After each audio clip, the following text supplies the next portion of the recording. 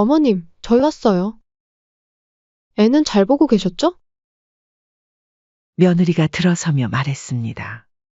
하지만 뭔가 어색한 분위기가 감지됐죠. 너네 밥은 먹었니? 안 그래도 배고프려던 참인데 같이 저녁 먹을까? 엄마, 시간도 늦었는데 이제 슬슬 집에 가야 하지 않을까요? 그래요, 어머니. 고생하셨으니까 이제 그만 돌아가세요. 늦겠어요. 갑자기 왜 그러니? 나는 조금 늦게 가도 괜찮다. 어머님, 사실은요? 저희 엄마가 오시기로 했거든요. 네, 맞아요. 장모님이 이제 곧 오시기로 해서. 말순 씨는 순간 손에 들고 있던 국자를 꽉 쥐었습니다. 자기들 필요할 때 집안일 시켜놓고 다 하니까 이제 와서 가라니. 오시면 어때? 오랜만에 같이 저녁이나 먹으면 되잖니? 아니요.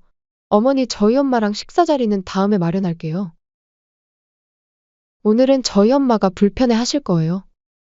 불편해 하신다고? 내 말은 지금 나보고 집안일 다 했으니 가라고 말하는 거니? 내가 너네 가정부야?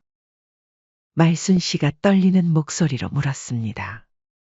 무슨 말씀을 그렇게 서운하게 하세요? 그런 거 아니에요. 그런 게 아니긴?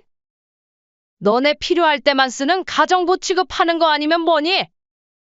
아니, 그게 장모님이 갑자기 연락을 하셔서 죄송하게 됐어요. 엄마도 장모님 성격 아시잖아요. 저희가 좀 배려해드려야죠. 배려한답시고 나를 내쫓는 자식이 세상에 어디 있니? 그리고 그놈의 배려는 매번 사돈댁에게만 해주는 거니? 나도 너네 가족이다. 너네 혹시 안 사돈 오시기 전에 집 정리하려고 나 부른 거니? 오늘의 사연 속 주인공은 68세 김말순 씨입니다. 말순 씨는 작은 캐리어를 끌며 아들 박재훈의 아파트 현관 앞에 서 있었습니다. 엘리베이터에서 내려 복도를 걸어오는 동안 며칠 전 있었던 아들과의 통화가 다시 한번 머릿속을 스쳐 지나갔죠. 엄마, 이번 주에 이틀 동안만 애 좀 봐줄 수 있어? 웬일이니? 평소엔 전화도 잘 안 하더니. 아니, 우리가 중요한 약속이 있어서. 엄마가 좀 도와주면 좋겠어. 갑자기 무슨 약속인데? 그냥. 와이프 친구들이랑 약속이 있어서. 친구 약속이라고? 그래서 엄마를 부르는 거니? 아니, 그게. 엄마도 심심하실 것 같고. 민서도 할머니 보고 싶어 하고. 말순 씨는 그 순간 가슴 한켠이 아려왔습니다. 아들 부부는 손주 봐달라거나 집안일 좀 해달라는 부탁할 때 아니면 연락 한 번 없었죠. 이제는 필요할 때만 연락하는 남이 된 거죠. 현관 앞에 서서 초인종을 누르기 전 말순 씨는 잠시 망설였습니다. 집으로 돌아갈까 하는 생각도 스쳐 지나갔죠. 하지만 손주 민서의 웃는 얼굴이 떠올랐습니다. 그래도 손주를 맡기며 도움을 청하는 걸 보면 내가 필요하긴 한가 보네 좋게 생각해야지. 초인종을 누르자 며느리 이지은이 문을 열었습니다. 어머님, 오셨어요? 길은 안 막히셨어요? 환한 미소로 맞이하는 며느리의 얼굴이었지만 어쩐지 그 미소가 너무나 가식적으로 느껴졌습니다. 별로 안 막히더구나.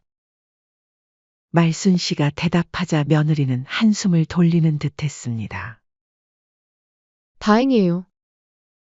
어머님 덕분에 저희가 한숨 돌리게 됐어요.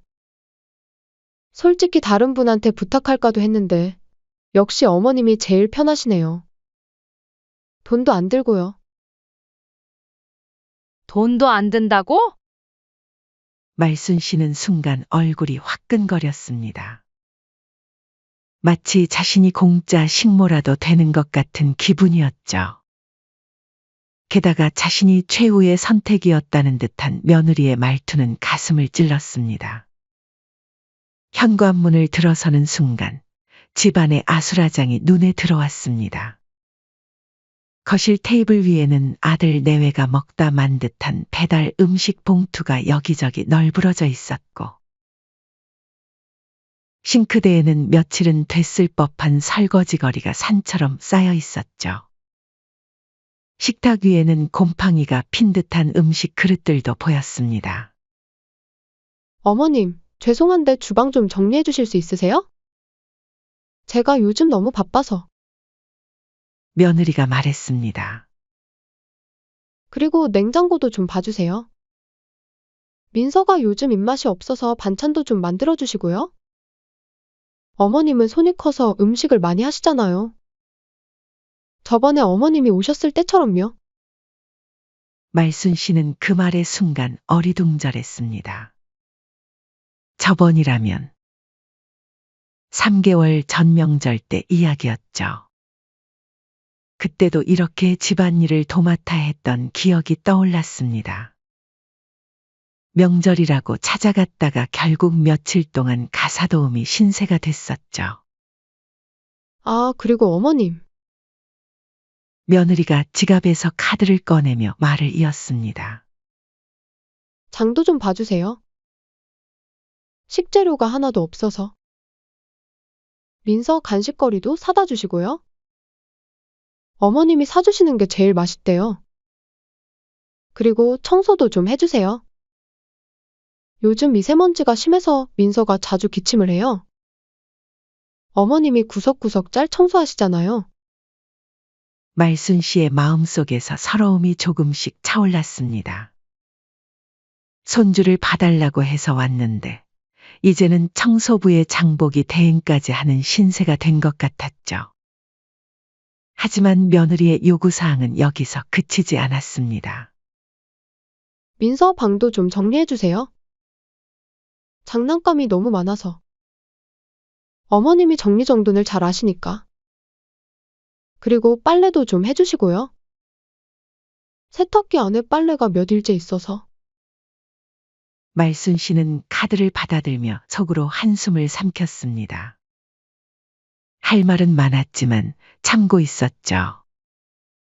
그때 방에서 뛰어나온 손주 민서가 말순 씨의 다리를 붙잡았습니다. 그나마 손주의 순수한 미소가 위안이 되었죠.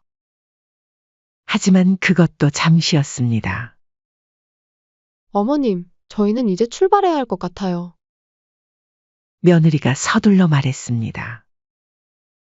아, 맞다. 민서 유치원 가방도 좀 챙겨주세요. 내일 유치원 보내실 때 필요하실 거예요. 그리고 숙제도 좀 봐주시고요. 저번에 어머님이 안 봐주셔서 선생님한테 혼난 적 있잖아요. 그리고 어머님, 민서 간식은 적당히만 주세요. 저번처럼 과자 많이 주시면 안 돼요. 건강에 안 좋거든요.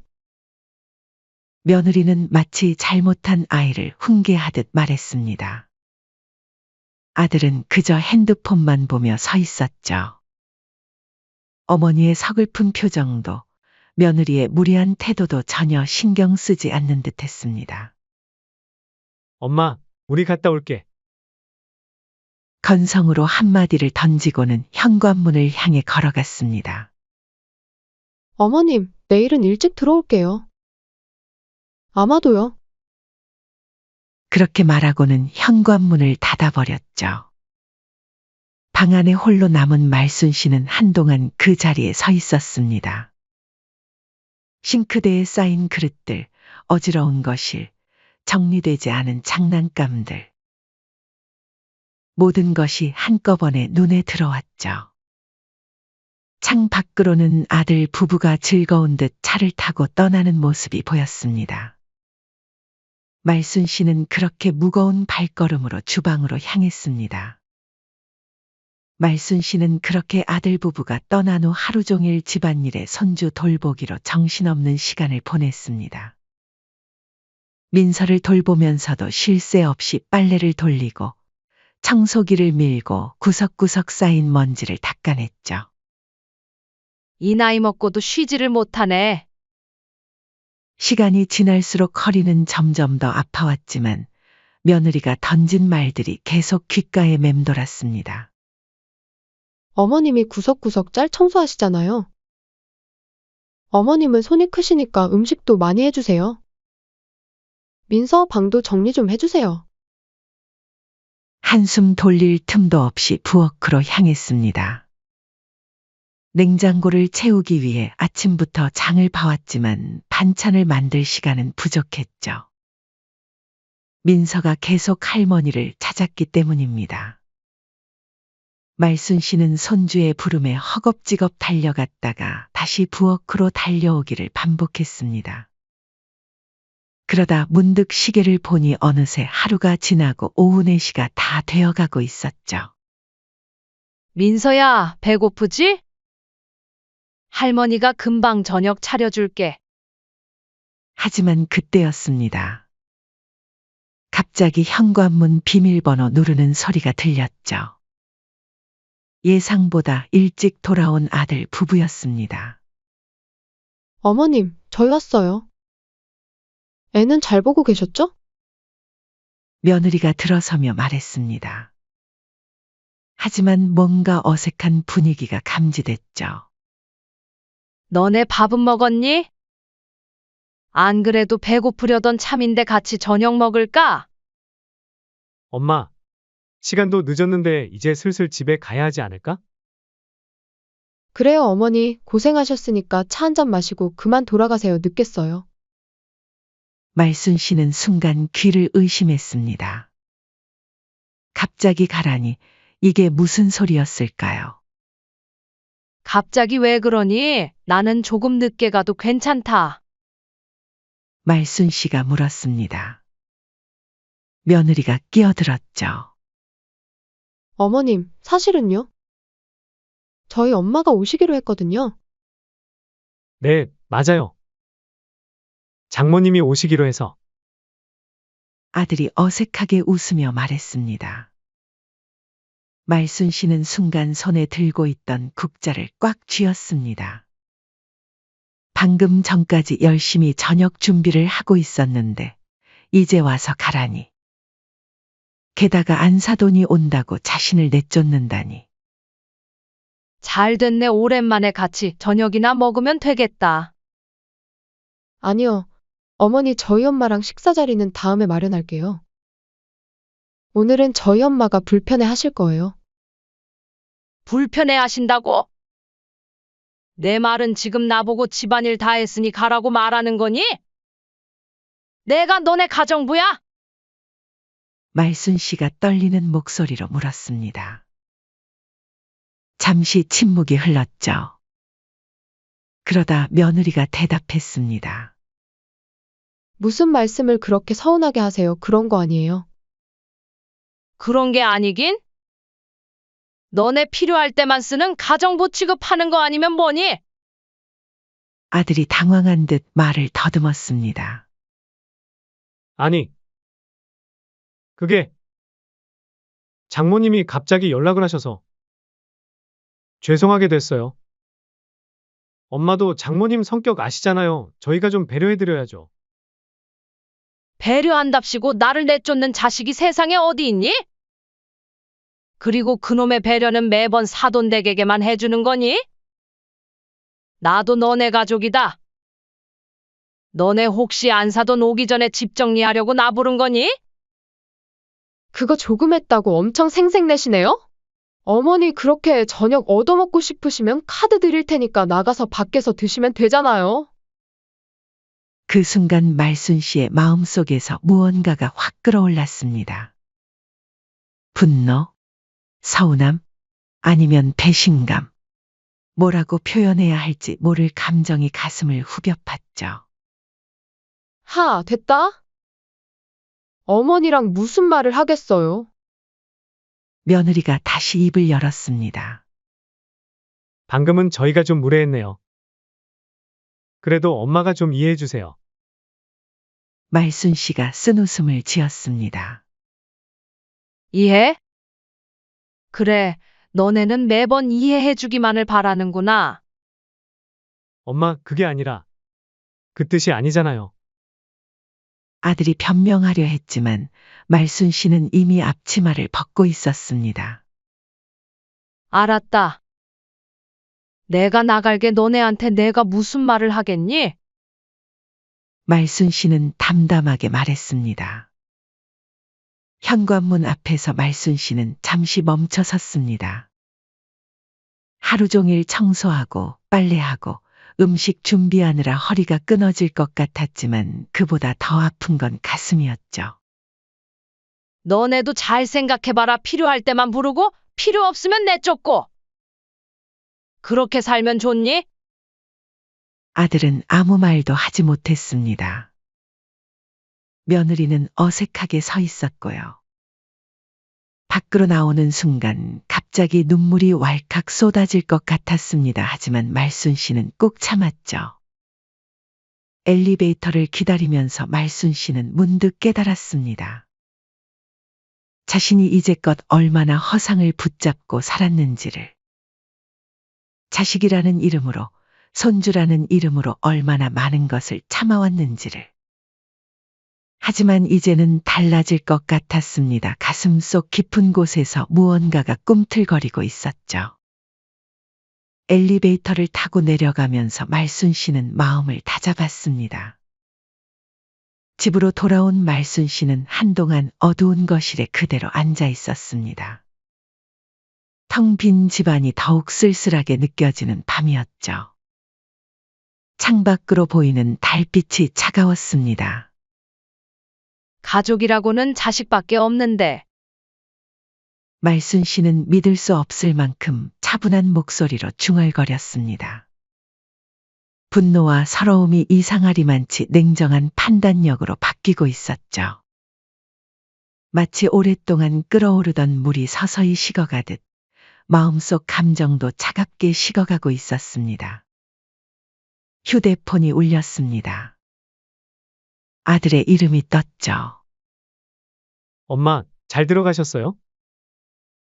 문자 한 줄. 그것이 전부였습니다. 말순 씨는 픽 웃었습니다.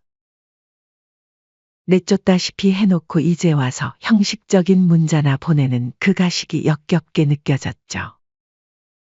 서랍장에서 낡은 서류 봉투를 꺼냈습니다. 그 안에는 남편이 남긴 유품들이 있었죠. 통장, 부동산 문서, 그리고 집 문서가 있었습니다. 남편은 죽기 전 말순 씨에게 당부했습니다. 여보, 이 집 재훈이한테 물려주지 말아요. 왜요? 그래도 하나밖에 없는 아들인데. 그 녀석 자식 노릇 하거든 그때 줘요. 하지만 그때의 말순 씨는 남편의 말을 귀담아 듣지 않았습니다. 그래도 내 자식인데. 하는 생각에 아들에게 70세가 되면 집을 주겠다고 약속했었죠. 당신 말이 맞았네요. 제가 어리석었어요. 말순 씨는 서류를 만지며 작은 목소리로 말했습니다. 이제야 알겠어요. 왜 그렇게 말씀하셨는지. 말순 씨는 휴대폰을 다시 들었습니다.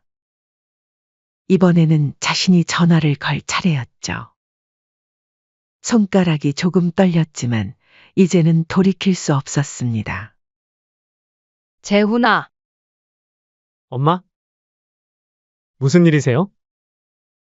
나 이제 생각 좀 해봤는데. 내가 70대면 집 준다고 했던 거 있지? 아, 네. 그거요. 왜요? 미리 주시게요? 아들의 목소리가 갑자기 밝아졌습니다.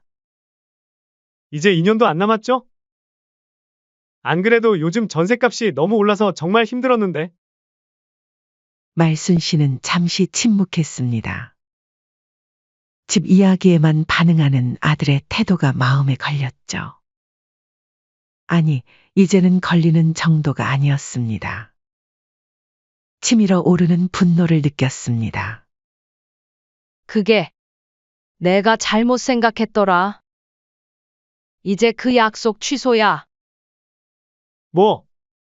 뭐라고요? 엄마 지금 농담하시는 거죠? 농담 아니다. 진심이야. 말도 안 돼요. 엄마, 우리가 그거 믿고 전세로 버티고 있잖아요. 대출도 받았다고요.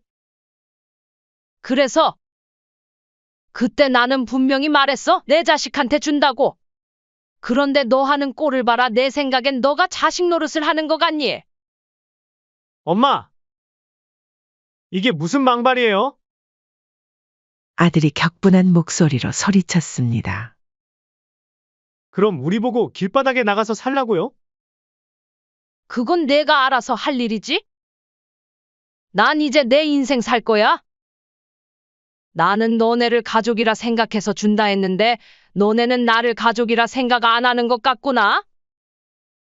그때 전화기 너머로 며느리의 목소리가 들렸습니다. 어머님, 이게 무슨 소리세요? 약속을 어떻게 이렇게 쉽게 깨세요? 우리가 얼마나 그 집 믿고 살았는데. 말순 씨가 차갑게 웃었습니다. 그래, 약속이라고 하자. 근데 너희는 나한테 한 약속은 잘만 깨더라. 필요할 때만 부르고 다 쓰고 나면 내다 버리고. 어머님, 무슨 말씀을 그렇게 하세요? 설마 아직도 그것 때문에 토라져 있는 거예요? 저희가 얼마나 잘 모셨다고 그러세요? 어머니 외로우실까봐 손주도 봐달라고 하고. 내가 외로울까봐 손주 봐달라 한 거라고. 말이 되는 소리를 해야지 웃기지도 않는구나. 엄마, 지금 장난하시는 거예요? 아시잖아요. 엄마가 안 도와주시면 저희가 어디에 의지해요? 저희 힘들다고요. 아들이 다시 전화를 받아 소리쳤습니다. 내 힘들다는 소리는 이제 지긋지긋하다. 그리고 어디에 의지하긴? 그 잘난 내 장모한테 의지해야지. 말순 씨가 단호하게 말을 잘랐습니다. 그리고 너희는 내가 얼마나 힘들었는지는 생각도 안 해봤지? 엄마가 무슨 힘든 일이 있었는데요? 집에서 편하게 사시면서. 편하게? 그래, 너희 눈엔 그렇게 보였겠지. 손주 봐달라면 달려가고 집안일 해달라면 하고. 너희한텐 그게 당연했잖아. 어머님, 듣자 하니까 말 조심하세요. 며느리가 다시 끼어들었습니다. 그럼 손주는 봐주기 싫으셨단 거예요? 민서를 그렇게 사랑하신다더니. 이지은 씨, 말순 씨가 며느리의 이름을 부르며 말했습니다. 손주 이야기까지 꺼내면서 협박하는 건 너무 비열하지 않니? 비열하다니요? 어머님이야말로 얼마나 비열하신데요? 갑자기 이러시는 게 말이나 돼요? 이제 그만하자. 말순 씨가 말했습니다.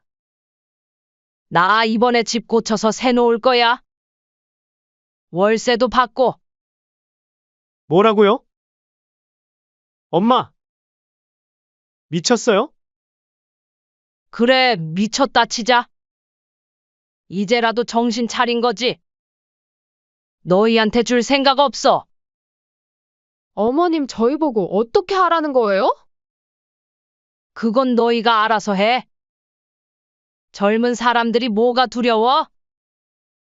열심히 일하면 되잖아. 엄마, 이럴 순 없어요. 우리가 뭘 그렇게 잘못했다고. 아들이 격분했습니다. 말순 씨가 쓴웃음을 지었습니다. 너희한테 난 그저 집 줄 사람 정도였잖아. 이제 그만할래? 아니다. 고마워해야겠네. 고마워요. 무슨 소리세요? 내 덕분에 정신 차렸으니까 이제 내 인생 찾아 살아볼래? 이제 전화하지 말거라.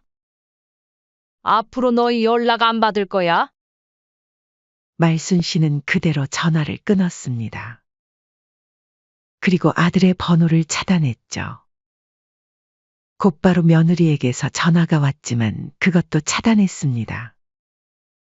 창밖을 바라보며 깊은 숨을 내쉬었습니다. 가슴 한켠이 아팠지만 이상하게도 후련했습니다. 마치 오랫동안 쌓였던 먼지를 털어낸 것처럼 상쾌한 기분이었죠. 다음 날 아침, 말순 씨는 일찍 일어나 부동산에 전화를 걸었습니다. 네, 제가 살고 있는 집 새 내놓으려고 하는데요. 이제 시작이었습니다. 말순 씨의 새로운 인생이 시작되는 순간이었죠. 더 이상 누군가의 어머니나 시어머니가 아닌 자신의 삶을 사는 김말순으로 살아갈 시간이 온 것입니다. 이제부터 내 인생은 내 거야. 누구 눈치 볼 것도 없고 누구한테 속 썩을 일도 없어. 말순 씨는 창가에 서서 떠오르는 아침 해를 바라봤습니다. 새로운 하루가 시작되고 있었습니다. 그리고 그녀의 새로운 인생도 함께 시작되고 있었죠. 그로부터 6개월이 지났습니다. 말순 씨는 통장을 들여다보고 있었죠. 월세로 꽤 괜찮은 수입이 생겼습니다. 이번 달 월세 보냈습니다. 세입자가 보낸 문자에 말순 씨는 미소를 지으며 답장을 보냈습니다. 네, 잘 받았어요. 그때 휴대폰이 울렸습니다. 발신자 표시를 보니 재훈이었죠. 차단을 해제한 지 일주일 정도 됐을까요?